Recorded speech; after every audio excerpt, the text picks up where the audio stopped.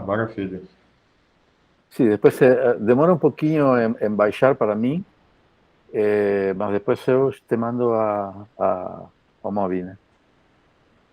Ok, ok, obrigado. Eu acho que eu vou até começar já te perguntando isso, já que o senhor começou a falar, porque era uma das perguntas, né? Antes eu vou explicar para o senhor, eu estou fazendo uma matéria para Globetrotter, que é uma espécie de uma agência de distribuição de artigos e matérias, que é tocada pelo Vijay Prashad, pelo pessoal da Tricontinental e tal. E aí eles pediram para eu fazer uma matéria falando sobre a política, o que deve vir de política externa do governo Lula, quais são os desafios a enfrentar, etc.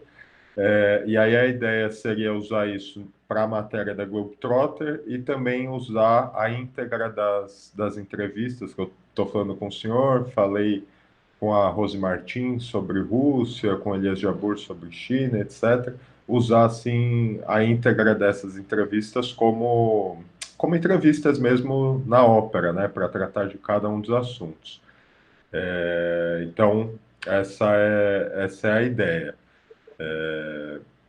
E aí a primeira questão justamente diz respeito ao tema da integração, né, que foi historicamente a forma como as esquerdas e o progressismo adotou, prevê, para que se possa ter um espaço de negociação com o resto do mundo, especialmente com os Estados Unidos, para fazer frente a essa pressão, né? E aí, nos governos petistas, especialmente ali nos dois primeiros governos Lula, teve avanços significativos nesse tema, né? Teve o avanço do Mercosul, a CELAC, uma série de iniciativas que realmente aumentaram essa integração, mas que não foram o suficiente para, digamos, fazer frente à derrocada de vários daqueles governos progressistas, inclusive boa parte deles por meio de lawfare, né? Outra parte por meio de golpes, como foi o caso do Paraguai e tal. E hoje a gente tem um cenário em que, em tese, a tensão internacional é maior por conta da guerra na Ucrânia e pela guerra comercial com a China, e ao mesmo tempo a gente tem essa chamada nova onda progressista, mas que tem governos que são mais diferentes entre si do que a onda anterior e que me parece que estão mais focados em problemas nacionais do que a onda anterior estava, né? Então eu queria que o senhor falasse um pouco sobre isso, como é que você vê o cenário hoje para construir uma integração latino-americana, se o senhor acha que esse é o caso, né, que esse realmente é a única forma de enfrentar o problema, né, e que papel que o Brasil, se o Lula for eleito, pode cumprir nisso, né? Bom, vamos do geral ao particular, até chegar a lá, porque eu vejo o mundo assim como um confronto de cosmotecnologias, no qual a partir, digamos, da Segunda Guerra Mundial, uma cosmotecnologia se tornou hegemônica no mundo. Mas dentro dessa cosmotecnologia, a partir da década dos fines de 60, dos 70, melhor dito, inclusive por una lógica do propio mercado, comenzaron a emergir otros centros de construcciones dentro de esa cosmotecnología, es decir, dentro de ciertos valores de construcción tecnológica, digamos, de sistemas sociotécnicos que fueron se desenvolviendo dentro de la misma lógica de acumulación de capital, más con algunas orientaciones ideológicas diferentes.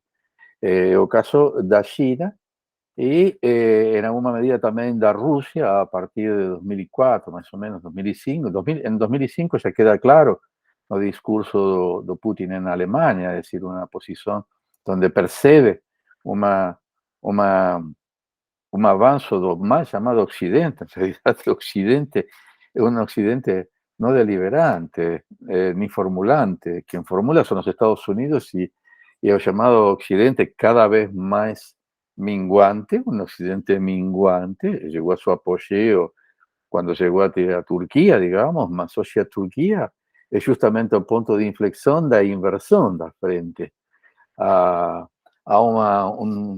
una deshidratación, digamos, de ese Occidente que no tiene condiciones de formular políticas ni estrategias militares, concretamente, ni estrategias de seguridad. Y obedece como una máquina prácticamente ciega a los Estados Unidos. Y agarra a estos Estados Unidos y a Rusia y China. A Ucrania hay apenas un combate en esa guerra. Lo que está acontecendo es mucho más profundo e histórico, históricamente relevante, que la guerra de Ucrania. Ucrania no es nada. Ucrania no existe paz.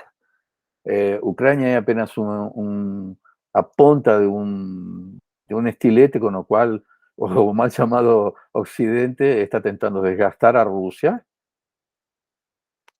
se cagando en los ucranianos. Los ucranianos son carne de cañón, mal paga, más como todos los otros pueblos que sirvieron en la guerra de capital.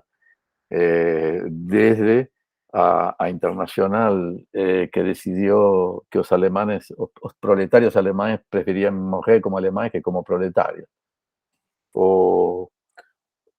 Ahí yo acho que hubo una inversión. Primero, por la emergencia de China en cuanto a potencia sociotecnológica.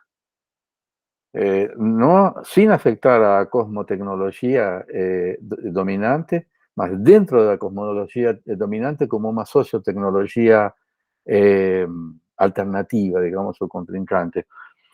Y eso ya fica claro no inicio do século, cuando cae o avión espión en una isla chinesa, y Estados Unidos ya tenía claro que el enemigo era China.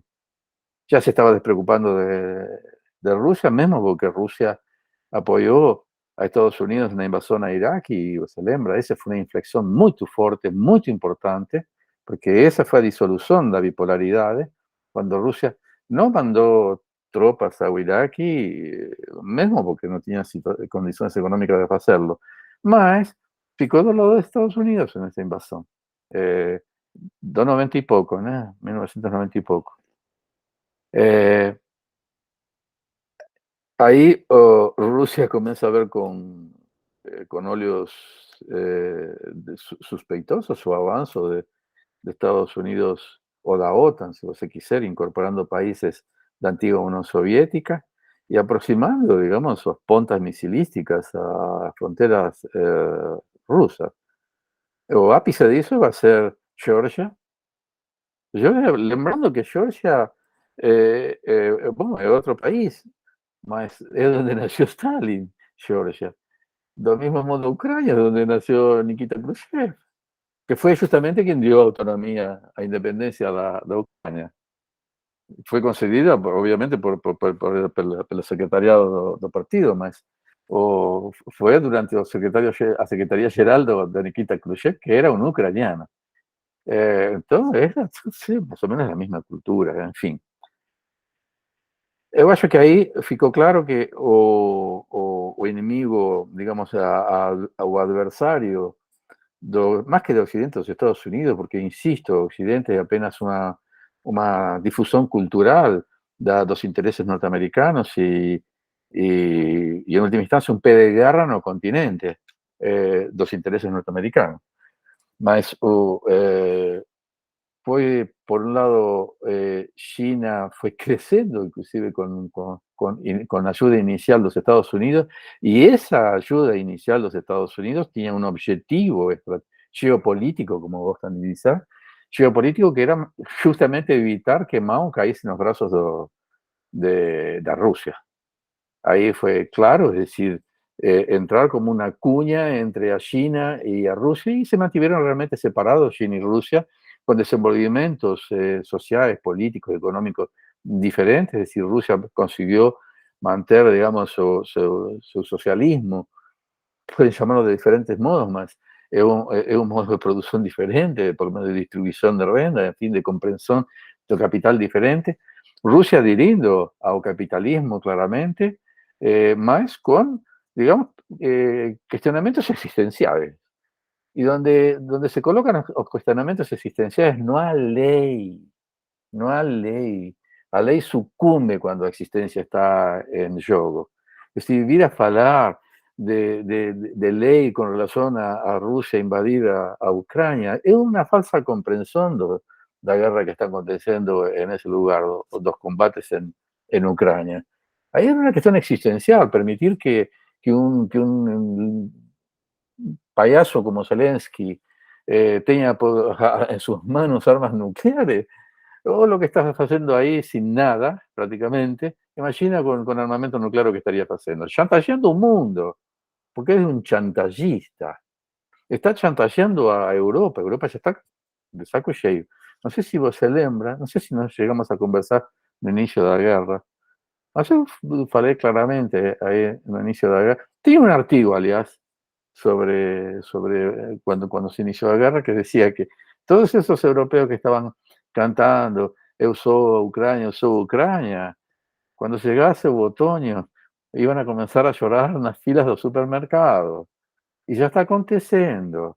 En este momento hay una onda de protestos y de desestabilización de los gobiernos nacionales en Europa. Eso es perigosísimo porque a izquierda no está articulada para aprovechar ese desencanto.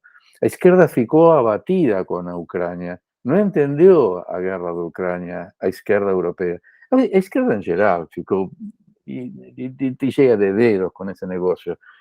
Mas hoy o caldo están engrosando para a extrema direita, ese desencanto de las sociedades europeas, que poderia ser muito bem aproveitado pela esquerda, a esquerda está despreparada para isso.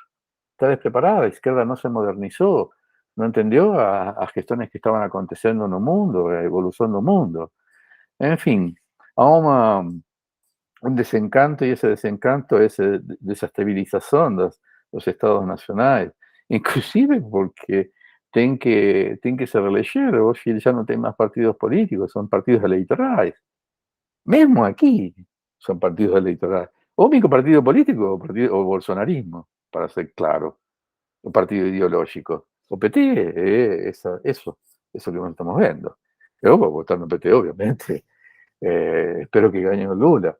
Mas ese es un frente desde la derecha, es decir, lo único que ficou fora fue la extrema derecha. Desde la derecha hasta la extrema izquierda no hay. Mas, en fin, están todos en el mismo barco. Vamos a ser claros.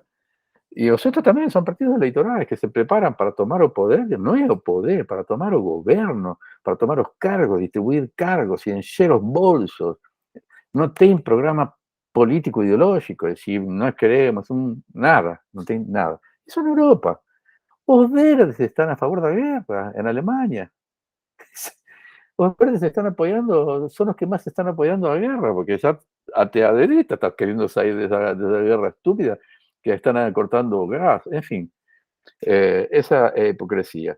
Acho que tiene dos niveles, un nivel de esa concurrencia sociotécnica o tecnológica, vamos a decir, esa concurrencia tecnológica que domina el mercado, las cosas de Internet, las cosas del mundo y todas esas cosas, entre China y los Estados Unidos.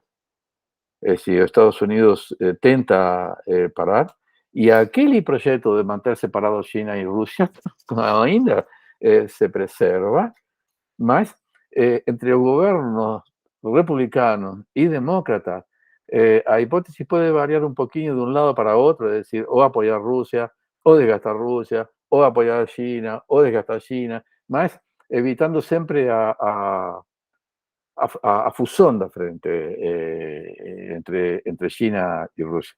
Si para ¿cómo se llamaba? Trump, estaba claro, es decir, el enemigo era China, entonces vamos a conquistar a Rusia. Él procuró una aproximación con Rusia. Claro que Rusia no es idiota, es decir, Putin, claro que tiene muchos años en el poder, entiende muy bien cómo se mueven las redes.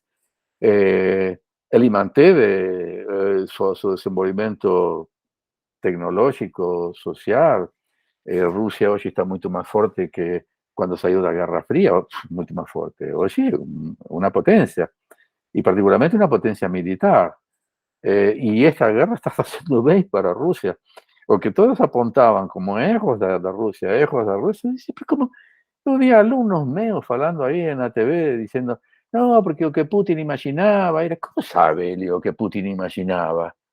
Ni los generales rusos saben lo que Putin está imaginando. ¿Cómo que un cara, un doctorcillo va a saber lo que está pensando Putin? Po, él está leyendo jornales norteamericanos y reproduciendo los pensamientos de los norteamericanos, los demócratas. No todos los demócratas, porque sí, ya están percibiendo lo que está aconteciendo. Es decir, o dejaste lo que significó, obvia advertencias de académicos norteamericanos, de todo eso, ya en 2014, en un golpe promovido por los Estados Unidos. Hoy está claro, porque fue a ¿cómo se llama esta? Al representante de los Estados Unidos para Europa. Ah, No, não era Samantha Power, oh meu Deus, Nolan, ¿eh? Nolan, puede ser. Nolan. Nuland, Victoria Nuland. Victoria Nolan, esa. Ella la esteve ahí promoviendo. Ella declaró, confesó en el Congreso norteamericano, una hipocresía.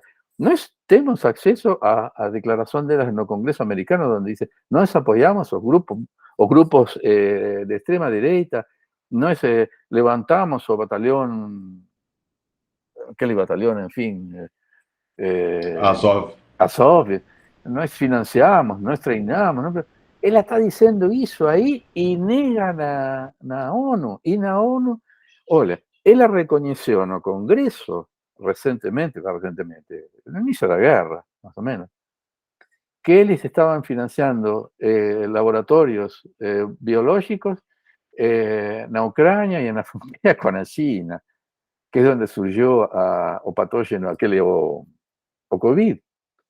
Ellos estaban financiando eso. ¿Y de dónde viene el financiamiento? Él la dice claramente, del Ministerio de Defensa. El Ministerio de Defensa está financiando vacinas para la malaria, para fiebre amarela. No. El Ministerio de Defensa desenvuelve bombas, armas biológicas. Ella declaró, hizo en el Congreso norteamericano. Si yo, que son ninguém, tive acceso a esa declaración, obviamente que os representantes dos estados na ONU tienen obligación de ter lido eso. Cuando Rusia y China van a hacer la denuncia de esos laboratorios, esos mismos representantes de esos países llaman a Rusia y China de mentirosos. De mentirosos. En una reunión de concilio, llaman a un país de mentirosos. Cuando a Victoria Nolan estaba reconociendo la existencia de esos laboratorios. Esa hipocresía va a caer, tiene que caer en algún momento. Bueno, una cuestión es, digamos, la disputa hegemónica en esa cosmotécnica hegemónica entre China y Rusia, entre China y Estados Unidos, donde se disputa o mercado internacional. Un mercado en el cual todos nos debemos en alguna medida, más nós también tenemos cosmotécnicas nacionales, cosmotécnicas regionales, cosmotécnicas urbanas, todo conjunto, digamos, socioterritorial, camponeses, ¿cómo se llaman esas tribus urbanas? Tienen su cosmotécnica específica. Algunas de esas cosmotécnicas son adherentes a cosmotécnica hegemónica y otras cosmotécnicas son resistentes a esa cosmotécnica hegemónica global. Isso para depois, né? Então, eu acho que tem duas questões. Neste momento, há uma redistribuição no mundo, uma discussão, houve um ponto final militar a um despliegue, digamos, por uma conquista global, hegemónica global, para aislar a China y impor su hegemonía cosmotécnica, Rusia colocó un punto final. Ese punto final fue analizado como un fracaso estratégico de Rusia, porque Rusia no consiguió tomar Ucrania en un primer momento, que Rusia iba a morir desgastada en esos combates, que no iba a sobrevivir a sanciones económicas. Ya en aquel momento, en aquel artículo que te estaba diciendo, yo falei que esas sanciones iban a ser un tiro no pé, que porque iban a desatar o que está siendo desatado en toda Europa. Es decir, a guerra de desgaste, a la actitud de esa guerra, es favorable a Rusia. Eles están fortalecendo, debilitando o SWIFT cambiar como única ambiente financiero de troca, están creando otros canales alternativos de troca. O rubro cayó un pouco, mas depois subiu, ainda não chegou a níveis, mas já está mantido. O euro caiu por debaixo do dólar. Tem inflación en Europa, ya están denunciando una inflación muy grande, están comprando a energía a un 30-40% más caro. Y eso no es apenas sofrido en los lares europeos, eso es paralización industrial. La industria se mueve con energía. Un 30 o un 40% más caro de energía significa inflacionar todos esos costos de producción de Europa. Eso va a favorecer a OPEP, va a favorecer todas las alianzas euroasiáticas que están operando. A India compró petróleo a un 10-15% más barato, a China compró no sé cuántos años de petróleo a un 30% más barato de Rusia. Ahí va a ser muy difícil concorrer con ese ambiente que el propio Estados Unidos está creando. Entonces, va a haber una disputa por una multipolaridad. Aquella declaración que Occidente rió, porque hablaron de amistad incondicional entre China y Rusia, es porque amistad, el concepto de amistad, o propio Estados Unidos acabó con ese concepto de amistad. Es un concepto de amistad pragmático y no incondicional. Estados Unidos trajo a sus amigos históricamente. Él se presenta como un país confiable cuando es un país que estuvo en todas esas guerras y muchas de las promovió. Acusan a Rusia de no ser confiable. Rusia nunca renunció a ningún tratado, nunca descumplió ningún tratado, ni China. China nunca hizo una guerra fuera de su propio territorio. Nunca en su historia hizo una guerra fuera de su propio territorio. ¿Cómo Europa está haciendo eso, alimentando ese discurso? ¿Dónde están los líderes europeos? ¿Qué se fez de la política europea? No hay más. Y el plano Marshall acabó con la política europea. Fue una política de gratitud, de subserviencia. Eso fue el plano Marshall, es decir, la recuperación de Europa para los Estados Unidos. O, ahora se coloca de nuevo, a partir de aquel discurso, en ese discurso fica claro, un mundo regido por ley y no por reglas. Las reglas son aquellas impostas pelo victorioso. Las leyes preceden o conflicto, preceden y normatizan o conflicto. La ley es estipulada por un tercero para regular justamente agonísticamente a conflictividades, que los conflictos sean dirimidos conforme a ley o pela ley. Estados Unidos prefiere las reglas que le imponen, reglas del mercado, reglas de convivencia, reglas ideológicas, reglas de los sistemas políticos, reglas de los sistemas sociales, si tienen que usar o no burka. Es un problema de cada cultura. O si nuestros hijos tienen que andar con camiseta y short, ¿por qué tienen que andar con camiseta y short? Es decir, esas son reglas impuestas pelo colonizador. Otras cosas son las leyes discutidas globalmente y que regulen la relación entre las personas, respetando a, ¿cómo se llama? A dos povos, a opinión de dos povos, no, ¿cómo es que se llama? A A soberania? a soberanía dos povos, Autodeterminação. a autodeterminación dos povos. Y ahí caemos en aquel debate entre Lenin y a Rosa de Luxemburgo. Es decir, ¿qué es un povo? O povo es a nación o povo es a clase. Es decir, cuando hablamos de reconocer a libre determinación dos povos, a libre determinación dos Yanomami o dos brasileros. Y cuando decimos de brasileros, ¿qué brasileros son esos? Esa es una discusión muy interesante que habría que recuperar a Lenin y a Rosa. Bien interesante esa discusión. Y muy actual. Muy actual desde la guerra de Yugoslavia. Una guerra donde los estados se colocan a favor de las naciones, que en realidad eran grupos financiados por los Estados Unidos, como bien sabemos, contra un estado que era reconocido como un igual por aquellos estados. Y la primera vez que se utiliza a OTAN fue el primer ejercicio de la OTAN y fue contra un Estado. No fue contra el Pacto de Varsovia en nada. Eso también desestabilizó los estudios de seguridad internacional. Ahí aquellos marxistas y neomarxistas o grupos de Inglaterra y todo el propio Busan, Americaldo, ficaron desorientados con esa guerra. Alguien va a tener que hacer alguna vez un estudio, porque ahí les mudaron, comenzaron a hablar de nueva guerra, de seguridad más global, seguridad humana y todo eso.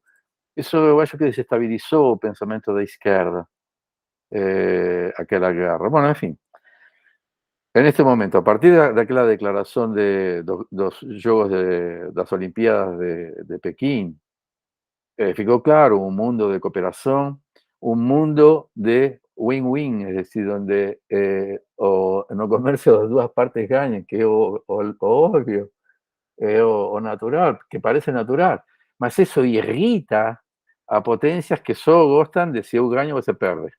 Es decir, eu elaboro meu ganho encima de tua perda. Es decir, el cálculo de suma cero. Si alguien gana, otro pierde. No, no conceben un mundo en el cual todos puedan ganar cooperativamente, en fin. Eso fue lo que faló o Putin y o Xi Jinping en la Olimpiada. Eso fue un documento muy importante. Ahí Europa dice, amigos, ¿qué son amigos? No, amigos para Rusia y China es un concepto muy claro. Muy claro. Dice, la China no está diciendo nada con la guerra de Ucrania, porque China ya está queriendo tirar o corpo. No saben lo que están diciendo. No saben lo que están diciendo. O jogo es mucho más complexo, mucho más profundo. Europa está se desgastando. Europa está se desgranando. Ya tiene algunos países que están queriendo salir de esa merda. Inclusive Suecia y Noruega entraron ahí pidieron para entrar en la OTAN. En realidad, empurrados pelas sociedades. Mas los gobernantes deben ter lamentado muchísimo tener que tomar esa decisión y van a lamentar ainda mucho más, porque la posición de ellos era una posición inviable, sí, la neutralidad, meglio dito, do no alineamiento. Eso era una situación muy inviable. Y ellos abandonaron eso presionados por una sociedad manipulada por los medios de comunicación. Pelos medios de comunicación y pelos algoritmos y todo eso que você conoce mejor que eu. Mas as vontades es muy fácil de manipular, como manipularon a los ingleses que hoy deben estar bien arrepentidos de lo que hicieron a salir de Europa. Entonces, esa situación va a crear a guerra. Fue un llamado de atención de que las cosas ya no van a seguir el rumbo que venían tomando. O mundo ya no será o mesmo. Esta es una guerra tal vez de décadas, porque a queda de un imperio. E o reordenamento do mundo. No sé cuál será o resultado de todo esto, porque las cosas acontecen con mucha velocidad. Mas hoy estamos presenciando a decadencia de un imperio y a emergencia tal vez de una multipolaridad, de arranjos de intereses o arranjos valorativos o arranjos lo que fueren, que no obedecen a las reglas dictadas por aquella potencia. Es decir, hoy se sabe cuál es el custo de todo esto. El custo es nuclear. El custo es nuclear, porque fue colocado en términos nucleares. Es decir, cuando Biden comete la estupidez de alimentar a Zelensky en ese enfrentamiento contra Rusia, él se colocó en lo que, mejor dicho, colocó a Rusia en lo que o Sun Tzu, que você conhece muito bem, chama o campo da morte. Es decir, cuando você coloca a su enemigo de costas contra el río, você obliga a él a luchar como un león. Você coloca as questões en términos existenciales. Y o Biden fez eso, no sé imaginando qué, porque sinceramente no da para imaginar otra cosa que Putin va a reagir y en última instancia va a llegar bombas atómicas para todos lados, porque es una cuestión existencial. Ahí foge de cualquier otra lógica. Ahí es existencial. Él no puede permitir, como Estados Unidos no permitió misiles en Cuba. ¿Por qué no hacen una ecuación? Porque es una ecuación muy fácil de ser feita. O misiles en Cuba o misiles en Ucrania. Rusia no puede permitir ni misiles en Georgia ni misiles en Ucrania. Eso Europa tiene que entender. Si no entiende eso, es porque están demasiado dolidos cognitivamente. Es decir, tienen un deterioro neuronal. Europa tiene un deterioro neuronal. Mas a questão é essa, Pedro, me dá a impressão.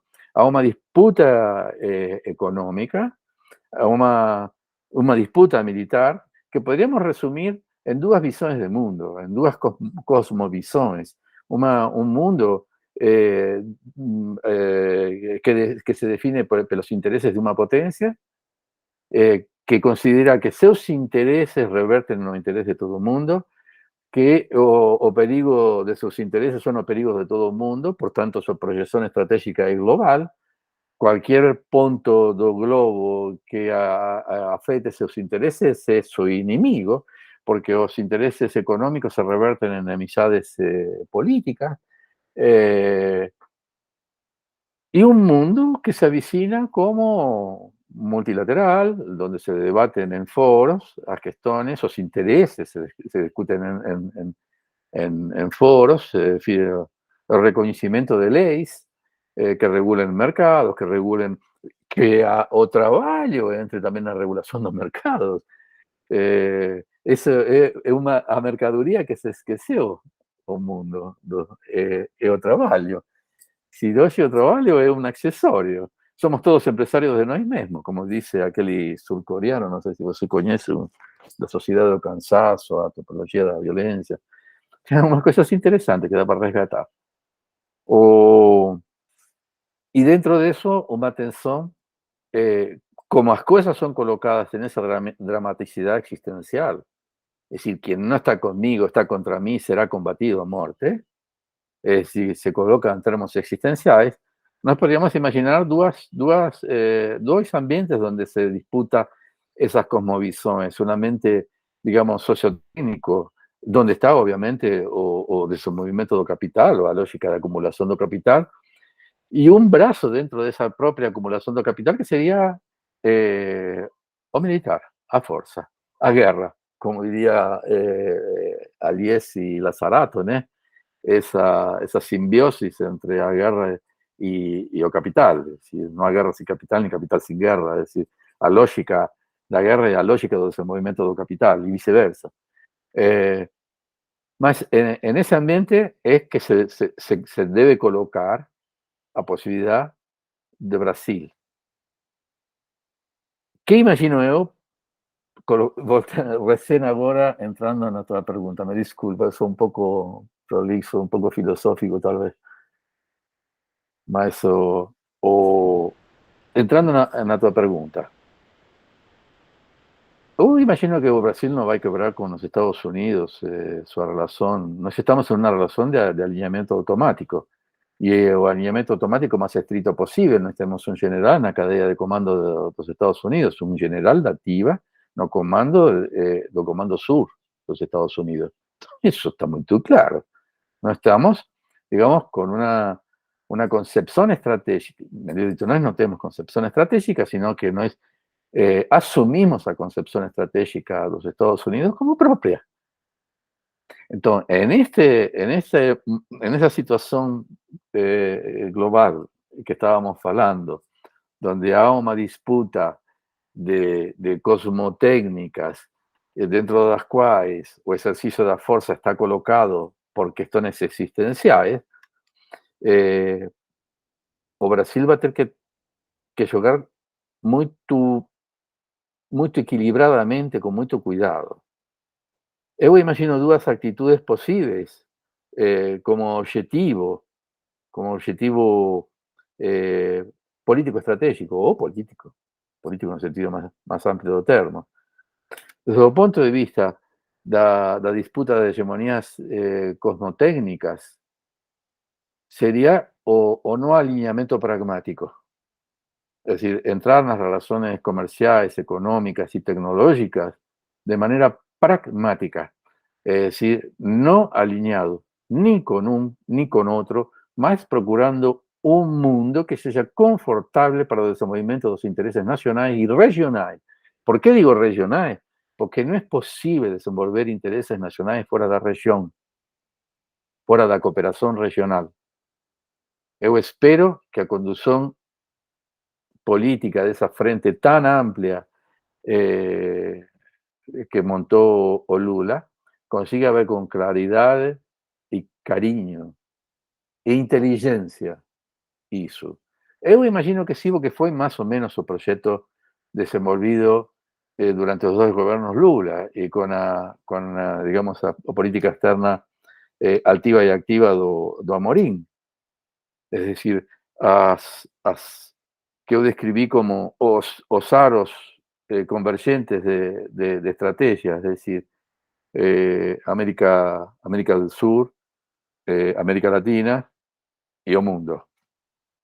Y con relación a Estados Unidos, una cierta prevención, porque él está en guerra, no precisamos entrar en guerra para defender los intereses norteamericanos. O cierto es no entrar en guerra para defender los intereses brasileños. A veces se defienden los intereses nacionales no entrando en una guerra, como fue a Suecia durante la Segunda Guerra Mundial, durante toda la Guerra Fría, como es Suiza. En fin, desde el punto de vista estratégico, a neutralidad activa. Desde el punto de vista entonces sociotécnico, o no alineamiento pragmático. En lugar de procurar un alineamiento interesero con una u otra parte, un no alineamiento pragmático. Y desde el punto de vista puramente estratégico, a neutralidad activa. Eso significa defender la neutralidad. Eso significa prepararse militarmente para defender la neutralidad en esas cuestiones. Para eso, ahí se cae, bueno, eso imagino que va a ser la política de Brasil, trabajado muy diplomáticamente, tentar recuperar la inserción brasilera en los foros internacionales, inmediatamente recuperar a UNASUR. Ya están siendo feitos estudios jurídicos para ver cómo los países saíron de UNASUR y cuáles serían las dificultades para retornar a UNASUR y ao Conselho. Hay países que salieron, simplemente abandonaron. Hay países que salieron pasando pelo Congreso. Es decir, que el Congreso decidió su salida, su ruptura con el Conselho, con UNASUR. Nosotros en este momento estamos en otra situación de América del Sur. Alberto Fernández está de presidente de la CELAC, interesado en la integración latinoamericana y caribeña, y obviamente da UNASUR, que fue bastante emblemático, funcionó, particularmente el Consejo de Defensa funcionó, podría haber funcionado mucho mejor.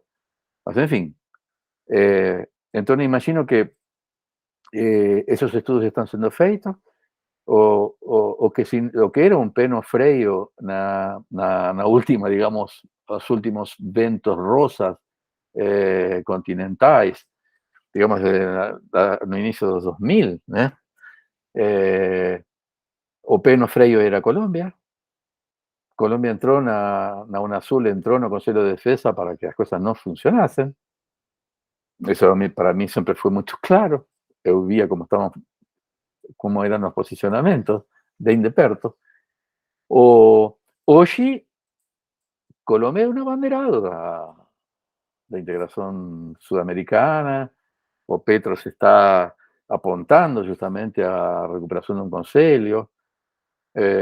Eu preciso entender algumas coisas ainda, como a ajuda norte-americana, e alguns helicópteros, essas coisas, mas, enfim, sua posição com relação à OTAN, porque no es interesante para América del Sur a proximidad a OTAN. A OTAN ya declaró que o Atlántico es único, entonces no es apenas sus intereses en Atlántico Norte, sino en todo Atlántico, y que inclusive llegaron a hablar que o Atlántico era apenas un nombre, a sus intereses eran globales. Entonces, o ter esa injerencia de esa fuerza por aquí por perto es uno de los escenarios indeseados para América del Sur. Un escenario indesejado. Entonces eso tiene que ir siendo desmontado diplomáticamente, políticamente, fortalecendo a cooperación regional, a confianza. Eu acho que nós teríamos que ter como meta uma defesa, uma segurança integral regional. Digo segurança integral regional como um conceito mais amplo que a defesa, porque si no una seguridad internacional que incluya a seguridad alimentar, a seguridad educacional, a seguridad de la salud, a seguridad climática, a seguridad ambiental, a seguridad de los pueblos originales, en fin, a seguridad de los derechos humanos, todo eso, no vamos a tener o espíritu para ninguna defensa. Eso ya nos ya hablamos algunas veces, ¿no? Mi perspectiva es de una defensa ciudadana, ¿no? O ciudadano recuperar la ruptura ontológica do militar como una clase, retomar o derecho y deber de los ciudadanos defender sus intereses comunitariamente. Tudo bem, tem pessoas especializadas para o domínio das técnicas específicas de combate, de manobra, de estratégia, todas essas coisinhas assim. Mas tendo como fundamento uma sociedade decidida a defender, uma sociedade decidida a resistir, uma sociedade decidida a manter seus interesses e a morrer pelos seus interesses. Y quien está decidido a morrer por sus intereses se la vive por sus intereses. Entonces, a cuestión no es morrer por los intereses, sino vivir por los intereses, mantener vivo. Es decir, no es inteligente matar que un soldado morra. Lo importante es que el soldado viva, que por sus intereses, dedicar su vida a defender sus intereses de su clase, en fin, y los valores. Porque hay valores que están por encima de sus intereses, lo que explica aquello que comenzamos diciendo la socialdemocracia alemana en la Primera Guerra Mundial. Hay valores que fueron más fuertes que los intereses de clase. Entonces tenemos que entender esa relación de los valores con los intereses, porque muchas veces se abre más los intereses que los valores, como fue el caso de aquel que vosotros tenéis ahí en la foto atrás, fumando su charuto. Ele abriu mão de seus interesses pessoais pelos seus valores pessoais, que eram valores coincidentes com uma sociedade, uma humanidade, uma ideia de uma humanidade diferente. Bom, isso tem um peso, acredito que isso tem um peso que tem que ser recuperado pela esquerda para pensar no futuro. Não vai ser a esquerda que vai tomar o poder, se é que o poder, o governo, que vai chegar ao governo con la elección de domingo. Es una frente muy amplia que envuelve desde la derecha hasta la izquierda, pasando por los centros. O centrón, o llamado centrón. Muchos están pensando que Lula va a tener dificultades con los centrón. Ninguém tiene dificultades con los centrón. Si no, no sería un centrón, sería un partido ideológico. O centrón es centrón porque es centrón. Trabajar porque es funcionar a cualquier gobierno. Entonces, si Lula gana, o Lira vaya a apoyar el saco de Lula inmediatamente. Entonces, no es ese o problema. O problema é o peso político que tenha tudo isso nas decisões orientadoras da ação nacional. Desde o ponto de vista da política externa, eu imagino que van a ser fortalecidos os foros internacionales, os BRICS, todos esos foros donde o Brasil ya teve una participación importante. O Brasil puede salir inclusive con una política nacional e internacional de protección do medio ambiente, recuperar su lideranza. Es decir, Lula tiene aquel magnetismo, eso es indiscutible, él consigue convencer. Él nunca fue un sindicalista combativo, siempre fue un trade unionista, es decir, un sindicalista de negociación, no de combate. Y él es eso que sabe hacer, él iba a hacer, vamos a proyectar de nuevo, posiblemente nuevos ares en no Itamaraty, debe tener nuevos ares. Me preocupa algunas declaraciones de las Fuerzas Armadas con relación a mantener cláusulas pétreas. Yo no sabía que existían cláusulas pétreas. Pensé que era una institución de Estado y por tanto sujetas a mudanzas de actualización. Imagínense, esas cláusulas pétreas son las cláusulas pétreas de Guararape, es decir, son cláusulas imperiales, o los 64, son cláusulas de una dictadura militar, esas cláusulas pétreas quieren mantener. No, eso tiene que ser discutido socialmente, no tiene ese negocio, no. Son instrumentos, como decir que a educación tiene cláusulas pétreas. ¿Cómo que cláusulas pétreas? A educación tiene que se adaptar ao mundo. O mundo tiene que entrar en todas esas estructuras del Estado para arellar, para adecuarlas. Tienen que tener ouvidos. Eso es una institución total, es bien complicado inclusive para estudiarla, como toda institución total, es una institución fechada, endogámica, y su formación es endogámica, y forma esas cosas que están ahí, falando las cosas que están falando, diciendo las cosas que están diciendo. Esas Fuerzas Armadas no son coherentes con un sistema democrático. Y eso es repugnante para un sistema democrático, una estructura de Estado deliberante. Eu queria até entrar um pouco nesse tema, porque, bom, a gente, nos governos Lula, teve certos avanços aí nesse tema que você coloca do que seria uma dependência quase técnica, tecnológica, etc. A gente teve a coisa dos Gripen, teve o projeto de desenvolvimento do submarino nuclear, esse tipo de coisa. E, enfim, o submarino nuclear, por exemplo, a gente não sabe como vai ficar, né? A coisa degringolou completamente. Como fica sempre. Mas existe uma. Sim.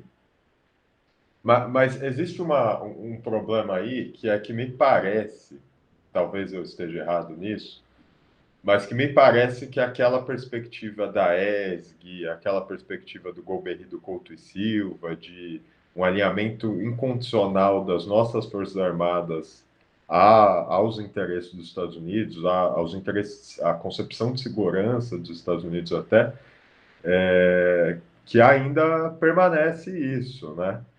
Então, como você imagina, por exemplo, que o governo Lula vai se desenvolver entre essa contradição? Porque uma frente amplíssima, com um exército que justamente está falando em cláusulas pétreas e quer impor o ministro da Defesa para o presidente, e nesse cenário de tensão global em que, assim, eu não sei exatamente como os Estados Unidos estão pensando a América Latina hoje. Se eles estão com uma posição meio à la década de 50, 40, de vamos deixar esse pessoal como reserva estratégica, então vamos deixar eles mais ou menos fazerem o que eles precisam e querem, ou se eles estão numa posição mais sessentista, né? De, olha, isso aqui, eu preciso garantir esse meu espaço vital, né? E que papel, assim, Será que dá para fazer alguma coisa em política externa sem resolver esse problema interno que estão sendo os militares? Ou será que justamente a forma de desfazer essa armadilha é fazendo uma política externa muito consequente de forma a desarmar eles internamente, né? No, le voy a decir que más que paradoxal es aporético eso, una situación sin salida. Porque como se faló a relación de Estados Unidos con América Latina, eu acho que se recoloca a questão da Lebensraum, do espaço vital. Es decir, ni bien comenzó la guerra de Ucrania, ya teve varias visitas de secretario de Estado y de jefes militares, das que a gente sabe, lo que a gente sabe. Mas los militares también están lá. Los militares latinoamericanos están lá, en los CIDI, en fin, en todos esos foros que eles têm, porque eles têm los foros. La cooperación latinoamericana existe, pero los militares existe, como existió, ficou claro, no Cóndor. Mas no apenas no Cóndor, es decir, los militares están, serven con estilos diferentes a aqueles interesses. Eu acho que no va a haber una reformulación del relacionamiento entre civiles y militares no Brasil, no gobierno Lula. Puede ser alguna cosa más o menos cosmética, mas yo pessoalmente, yo no acredito que la cosa pase por desenvolver industria militar. Yo acho que primero você tem que desenvolver industria civil, aproximar las universidades, la sociedad en general, gerar empleo, gerar una industria. Y si se desenvuelve material bélico, que se desenvuelve a partir de las empresas y no de las Fuerzas Armadas. Porque son horrorosos cómo desenvuelven los proyectos, no tienen condiciones de desenvolver proyectos las Fuerzas Armadas. Ellos mostraron eso claramente. Un submarino nuclear. Disculpa, solo un segundo que me parece que tocaron una campainha. Ah, sí. Solo un minuto, ¿eh?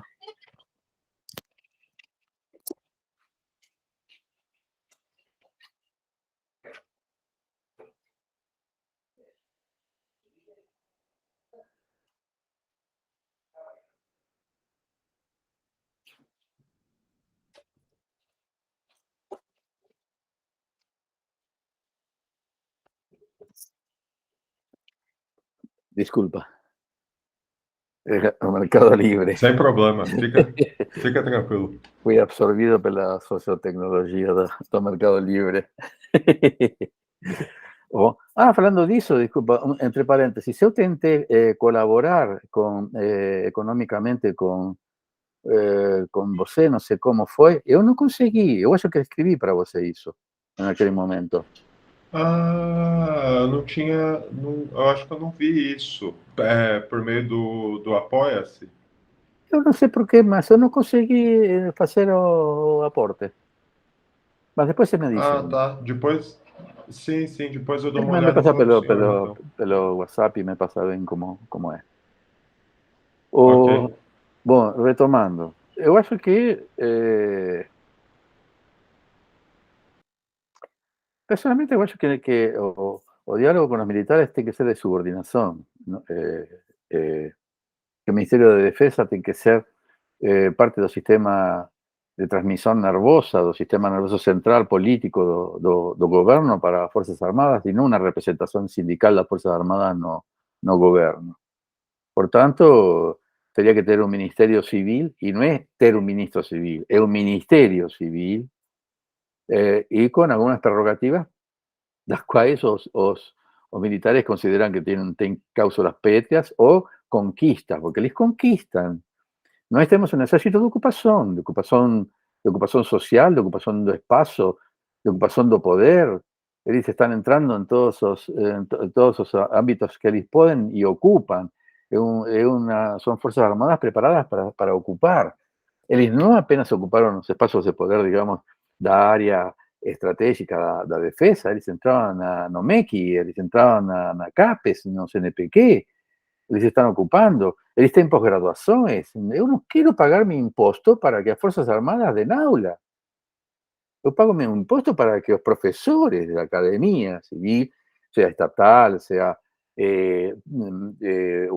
federal o privada, den aulas de no militares, militares que se preparan para la guerra y exclusivamente para la guerra. A guerra do futuro, que eso tiene que ser discutido también políticamente, cuál es la guerra que nos espera. No estemos un ejército de la Segunda Guerra Mundial, con ideología de la Guerra Fría, con ideología de ocupación. Son guardas civiles las Fuerzas Armadas que tenemos, no sirven para la guerra, sirven para reprimir las sociedades. No tienen negociación. Bom, o governo Lula va a negociar, a tentar una negociación de gobernabilidades. Nós nos metemos con vocês, respetamos as cláusulas pétreas, vamos a discutir o ministro, y vocês nos deixem gobernar por 4 años. Nós vamos a dar grana para desenvolver la industria militar, que no sirve nada, no desenvuelve nada, mas vocês nos deixam tranquilos. Es decir, no es obviamente lo que yo acredito que possa ser feito, mas imagino que yo tal vez lo que possa ser feito. No lo que deba ser feito, melhor dito, sino lo que puede ser feito. Lula no fez isso no primer gobierno, que tenía todas las condiciones de hacer, él se curvó ante la presión militar. Yo entiendo las cuestiones de gobernabilidad, mas en 8 años podría ter avanzado o control civil sobre las Fuerzas Armadas. Control significa sobre ascensos, sobre política, sobre educación militar. Esas son cuestiones políticas, no son cuestiones militares. ¿Cómo se educa un militar? No es una cuestión militar, es una cuestión política, civil.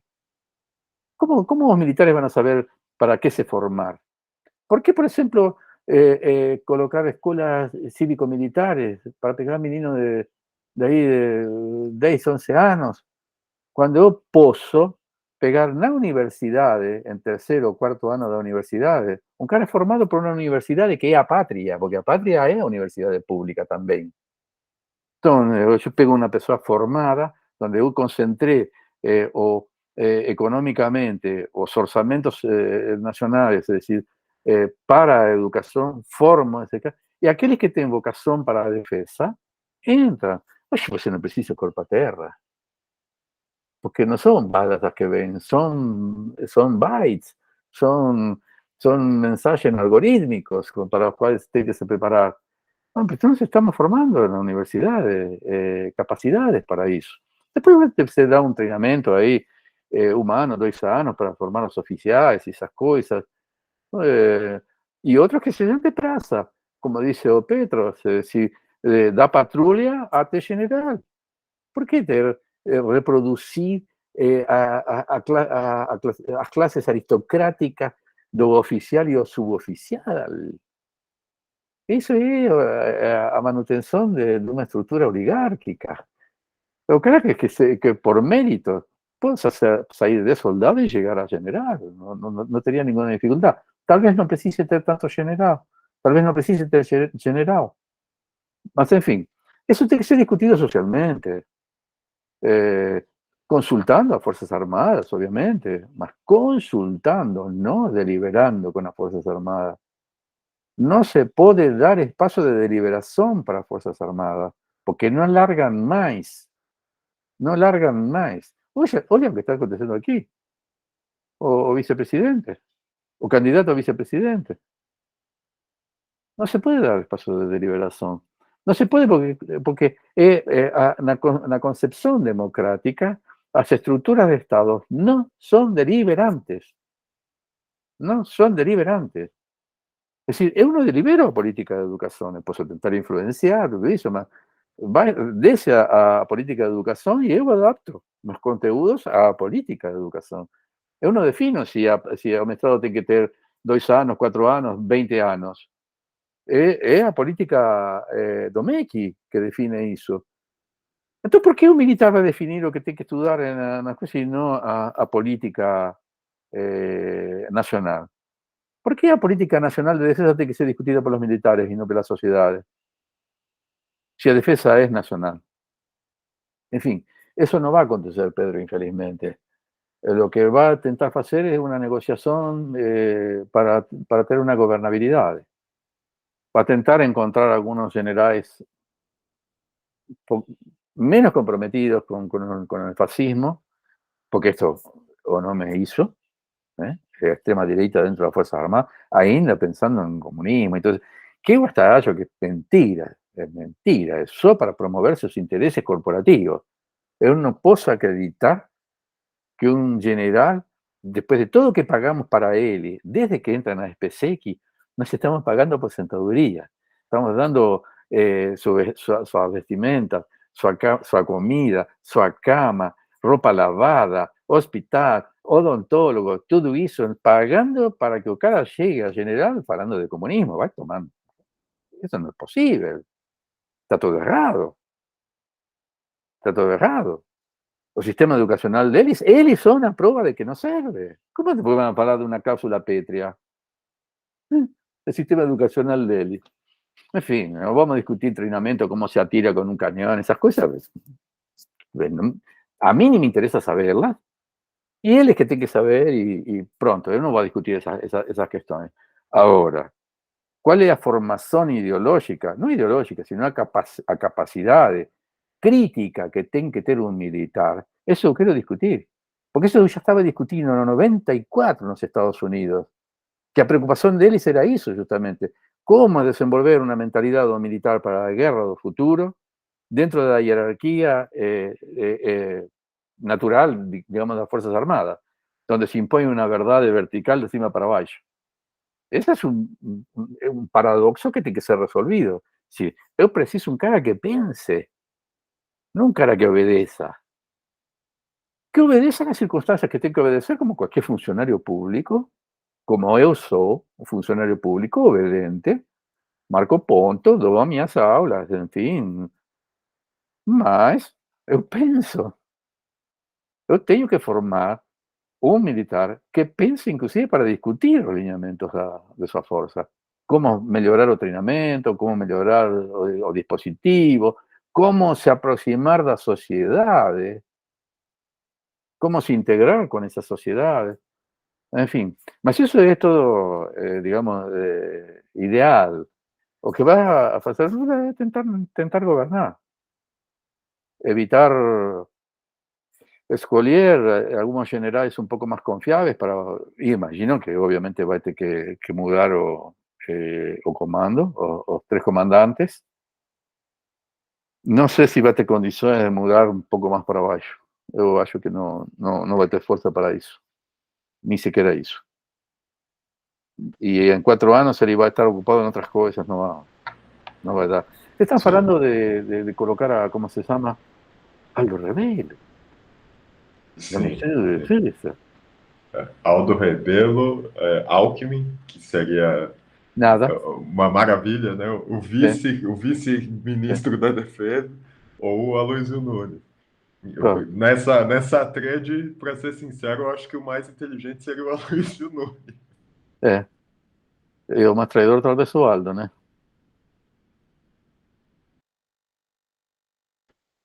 Mas, enfim, Agora, eu acho que não vai ser nenhum desses três. Ah, não sei. Ou talvez eu o Aldo, espero. né? Eu não tenho nenhuma informação ao respeito. Nem tenho nenhuma suspeita. Sim, eu tampouco. Eu pensei, a princípio eu tinha pensado, bom, eles vão impor o Nelson Jobim, né? Ou talvez o Jacques Wagner, se eles tiverem um pouco mais dispostos a conversar, né? É, ele tem Mas resistência com aí o veio Wagner. essa informação, Sim, Rebelo. Ué? sim. Com relação a Wagner, tem um pouco mais de resistência. Talvez o Jobim, com o Jobim, não, eu acho que não teria muita resistência. Mas não sei se o Jobim toparia, sabe? Realmente. Não sei. Tal vez tocando Sim. su aspecto patriótico o de su historia, él asuma una cosa de esa, mas también él ya no tiene la fibra que tenía en aquella época, ¿no? Uhum. Bueno, no sé, yo colocaría una mujer, ¿no? Sim. A Hasta, Dilma. no, claro, porque tiene que ser política, mas si fuera, digamos, una académica, yo colocaría ¿cómo se llama? Adriana Márquez. No sé Uhum. si se conoce, ella fue profesora da ECM, una menina esclarecida. uma mulher para dar um golpe aí na... Porque você pode melhorar coisinhas assim, modernizar um pouco, arejar um pouquinho, mas um vento renovador não vai ter. Uhum. Vento renovador não vai ter. E então, voltando ao tema inicial, em se agudizando a situação internacional, eu me temo que esse compromisso estratégico de aquela aliança assumida com os Estados Unidos tem um peso muito grande nas decisões de política externa, en un momento en el cual es crucial tener una autonomía de esa política externa. Mas esa autonomía, es decir, el problema de esa autonomía son realmente lo que yo llamaría cosmotecnologías adherentes, o que antiguamente se llamaba élites, o ¿cómo era? Élites. Tiene un nombre despectivo para esa élite entreguista y colonialista. Cipayos, ¿no era? Cipayos. Es Cipayos. Entonces, esa élite cipaya. No, en las Fuerzas Armadas, que está extremadamente comprometida, mas también en la FIESP, los empresarios. Y también en la academia. También en la academia. Y en la sociedad, como en todo. Sí, son esas élites que tienen que ser modeladas con una cosmotecnología resistente. Con cosmotecnologías resistentes. Es decir, pensar cómo ir aumentando a posibilidad de autonomía decisoria en ese mundo. Poder decidir, por ejemplo, por una no alineamiento pragmático, es decir, siguiendo los intereses nacionales, no se alinear ni con uno ni con otro, y ahí ya es mucho más difícil una neutralidad activa. Cuando usted tiene unas Fuerzas Armadas que no responden al poder de gobierno, no responden. Es decir, o teste de la subordinación, es un teste pero cual ningún gobierno democrático quiere pasar. ¿Cuál es? Porque una cuestión es actuar conforme a ley. Otra cosa es actuar pela ley. Conforme a ley es cuando, por ejemplo, usted tiene un carro que anda a 80 kilómetros por hora y anda en una estrada que lo máximo es 100. Pues está andando conforme a ley. Ahora, otra cosa es cuando usted tiene una Ferrari y anda a menos de 100 kilómetros en esa estrada. Quiere decir, ahí usted anda pela ley. Bueno, Fuerzas Armadas son subordinadas conforme. ¿Por qué? Porque no hay ninguna orden que altere los intereses de la corporación. No se ordena nada. Ellos hacen las cosas, deciden cuándo van para Estados Unidos, deciden lo que van a hacer a estudiar, lo que van a comer, si van a comer caviar, champán, whisky, si etiqueta negra, etiqueta vermelha, esas cosas relevantes para la nación brasileña.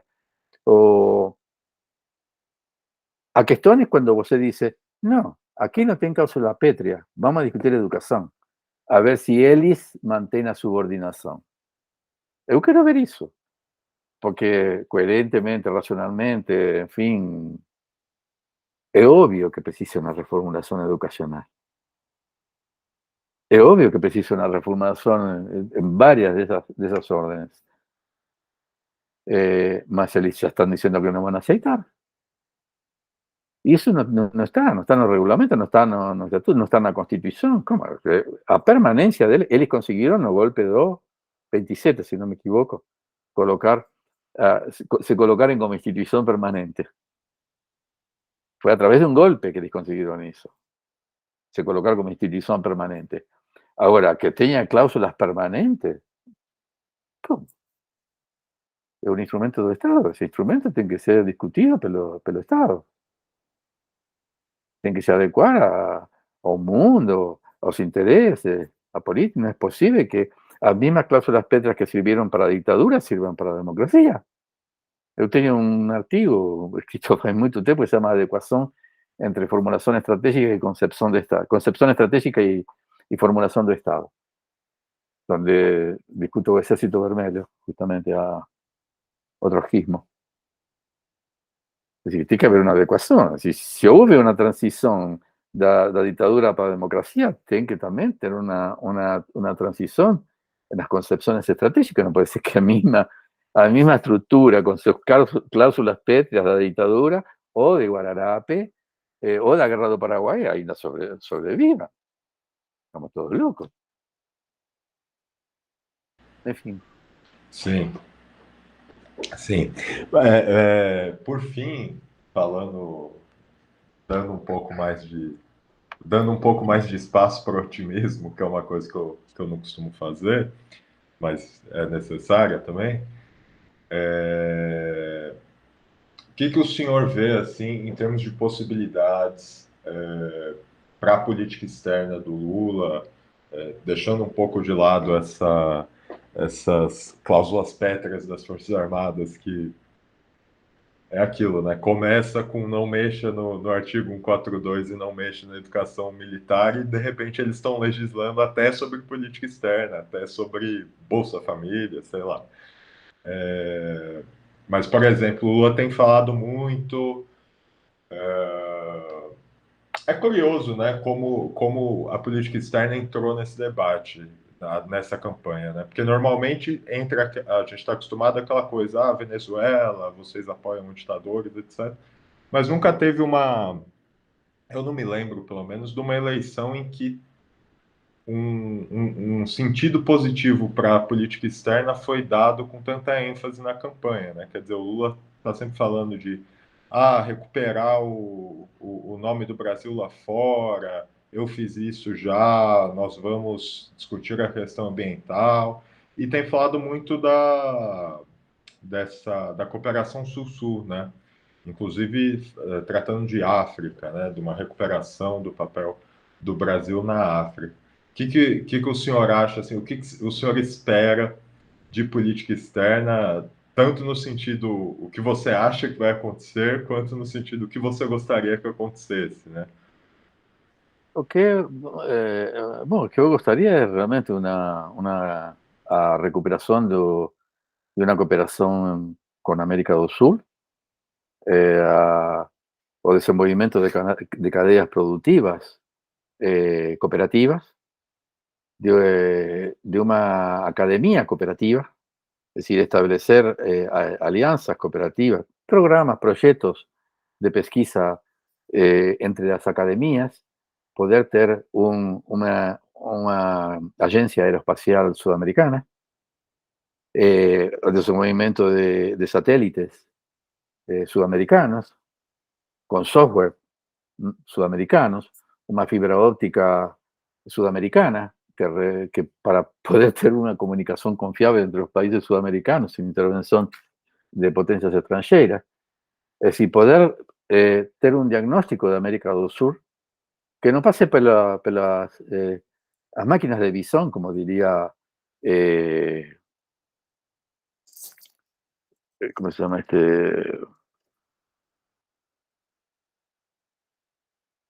Bueno, las máquinas de visón extranjeras, es decir, no es, hoy los diagnósticos que tenemos son, la mayoría son o por satélites extranjeros o por decodificación extranjera, lo que está aconteciendo en nuestro país. Eso, América del Sur tiene condiciones técnicas y académicas, intelectuales, digamos, para tener un desenvolvimiento de software nacional. Hoy a guerra cibernética se hace con plataforma Google. Eso es ya perder la guerra antes de iniciarla. Si no recuperamos o LibreOffice y todas esas cosas, por lo menos digo, ¿no? De desenvolver tecnología, cibertecnología y todas esas cosas, y recuperar as cosmotécnicas originales que se desenvuelven normalmente en un país. Es decir, o que no se puede equilibrar. Es decir, si uno tiene condiciones de equilibrar a capacidad cibernética chinesa o rusa o americana, es preciso comenzar a desenvolver reflexiones de cómo anularla, de cómo anular esa ventaja. ¿Cómo fue eso Vietnam? Ni más ni menos. Es decir, si uno va a gastar toda mi energía para correr atrás. Antes de correr atrás, yo corro contra. Si yo no consigo desenvolver esa tecnología en tiempo récord como para para equilibrar. Y equilibrar significaría entrar, digamos, en una concepción estratégica do inimigo. Eu o que tenho que fazer é anular isso para impor minha cosmotecnologia de defesa. A proposta dele eu tenho que anular e impor a minha proposta. Bom, mas isso do ponto de vista estratégico, o que pasa é que como você, eu sei que você gosta desse tema, eu vou resbalando para aí. Mas basicamente desenvolver intelecto, digamos una inteligencia sudamericana para abastecer cadenas productivas, desde esas cadenas productivas que desenvolvan o trabalho, que incorporen o trabalho, uma sociedade que tenha emprego pleno, porque sin eso no hay defensa posible. Eso es meu desejo, es decir, tanto desde el punto de vista social, económico, en esa integralidad que yo te falei inicialmente, es decir, que desde el punto de vista estratégico son vulnerabilidades. Por eso o imperio se interesa en tener una buena relación con un ejército bien abastecido y un pueblo pobre. Eso no es casual, eso es un objetivo estratégico. Sí, porque eso significa debilidades estratégicas, vulnerabilidades. Ese povo puede tener más expectativas de que una invasión dos chineses sea mejor que ficar con este gobierno. O una invasión dos americanos.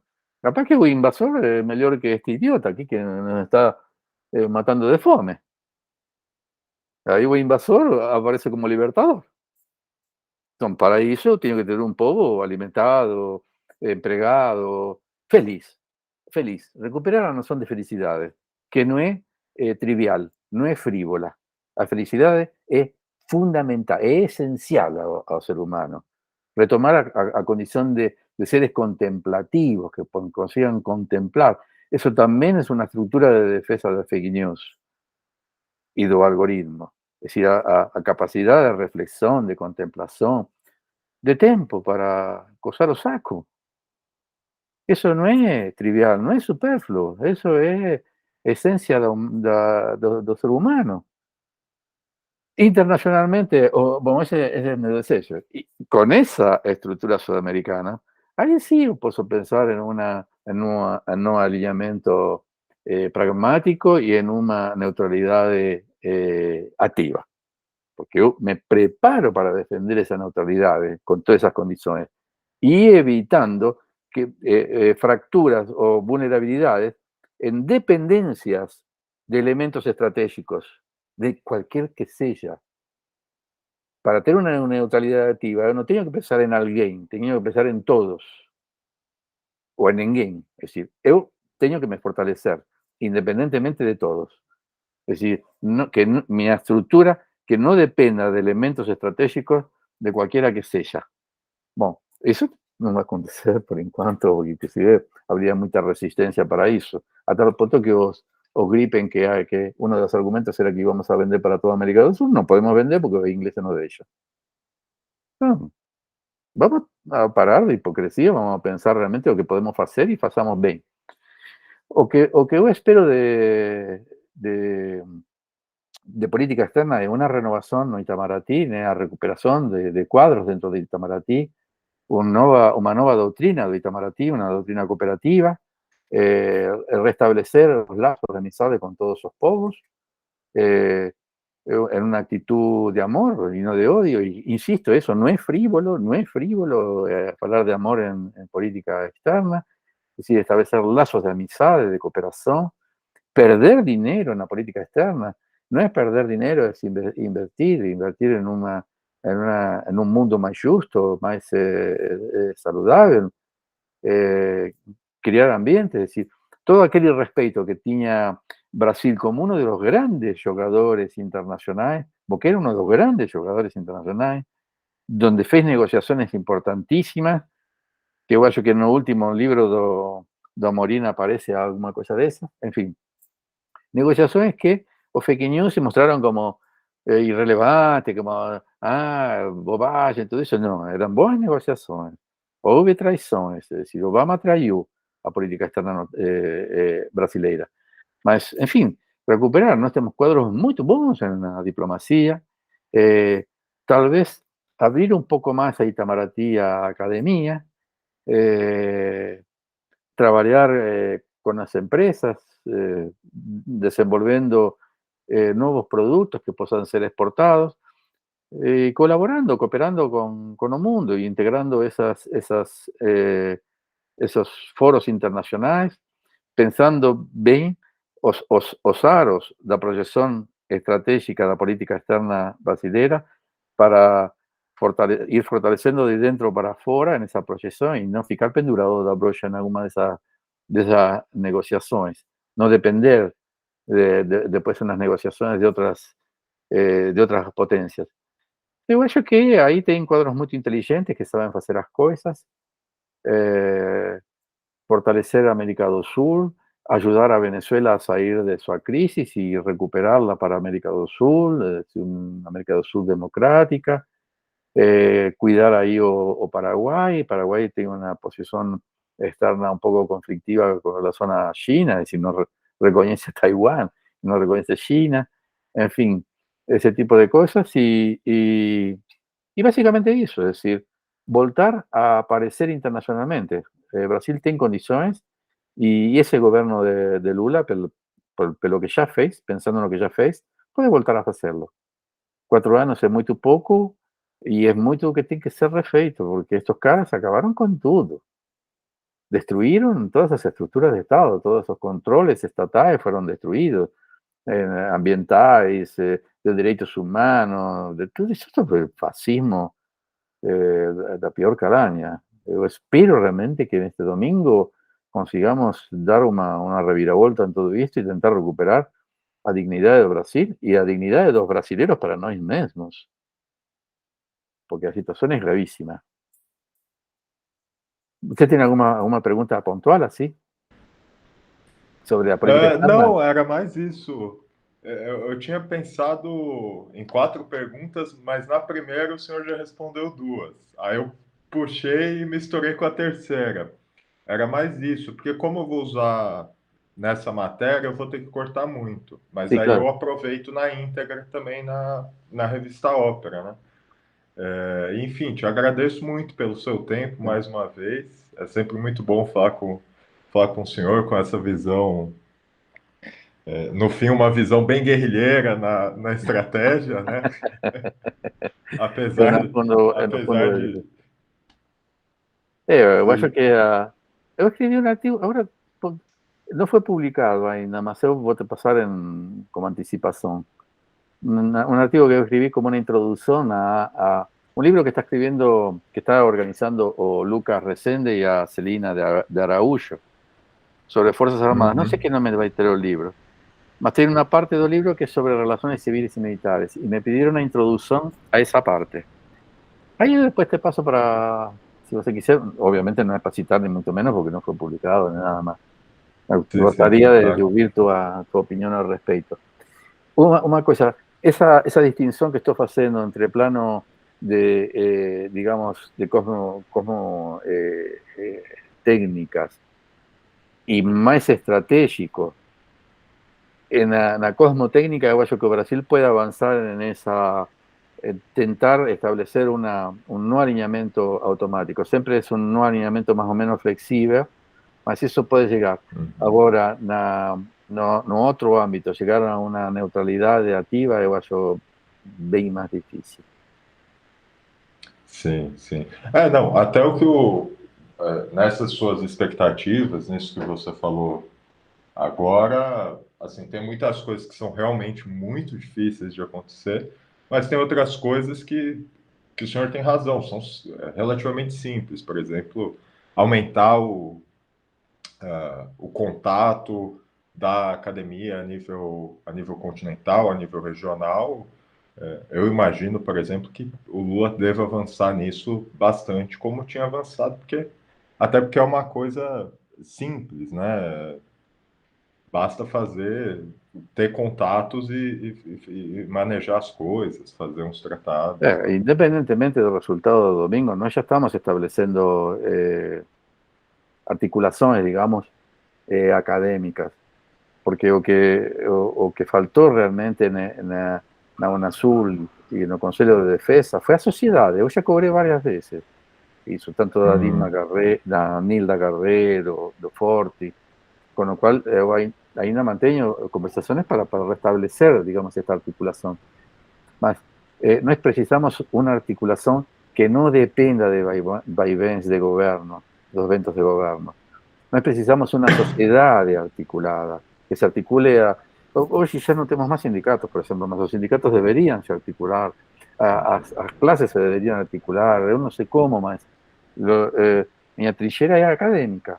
Eu sei que é muito limitado isso, mas estabelecer vínculos acadêmicos na América do Sul, economistas que comiencen a discutir, obviamente do campo democrático popular, né? Para llamarlo, Uhum. para abrir o campo o máximo posible que eu consigo abrir democrático popular. Preferiría que sea de izquierda, mas vamos a hablar así en términos de democrático popular. Para pensar una economía regional, una educación regional, una universidad regional, una Uhum. salud pública regional. Puta, si no tuviésemos un consejo de salud, la pandemia habría sido otra. Hola, qué importancia. Una salud animal, regional, para evitar pragas y todo eso. Si no somos celeros y todo eso, no tenemos que tener veterinaria, agronomía regional, que tenga un mapeamiento de donde surgen las infecciones o quiforo, pragas, para combatir regionalmente todo eso. Tener cadenas productivas, dar más espacio a los movimientos sociales, as iniciativas dos movimentos sociais. Isso é o que vai renovar as cosmotécnicas, a iniciativa dos movimentos populares. Mas isso é muito da minha parte, né? Mais meu desejo que outra coisa. Não, mas eu acho que o senhor tem razão em. É importante essa divisão que você faz entre uma coisa mais pragmática, que depende de uma esfera mais oficial, etc., e essa visão da cosmotécnica, porque realmente tem o campo da cosmotécnica pode invadir um pouco esse campo oficial, e na cosmotécnica dá para fazer mais coisa realmente. Tá? Sim. Enfim, vamos avançando. O vamos Sim, para sim. atrás, mas com dignidade. Não, se vamos para trás Sim, atirando, né? sim, sim, sim, Que sim. o retrocesso é uma marcha estratégica. É. Sim. Bom, mas eu te agradeço mais uma vez, eu vou liberar o senhor. E se você puder me mandar depois dessa gravação, Ah, sim, para eu fazer a transcrição, eu fico agradecido. está bem, já te mando. Já não, porque demora um pouquinho, mas depois eu te mando. Y obrigado por lembrar Tá de ok. mí ahí para tus reflexiones. No, no precisa ser publicado. Imagine, A discusión siempre imagine. me renueva y me enriquece. Ah, que eu fico honrado com isso. Eu que agradeço por o senhor sempre ser tão solícito e topar conversar. Imagina. Por el contrario, estamos en el mismo campo. Fuerte abrazo. Até, forte Até. abraço. Chao, chao. Bom Tchau, voto no tchau. domingo. Ah, sim, o senhor também.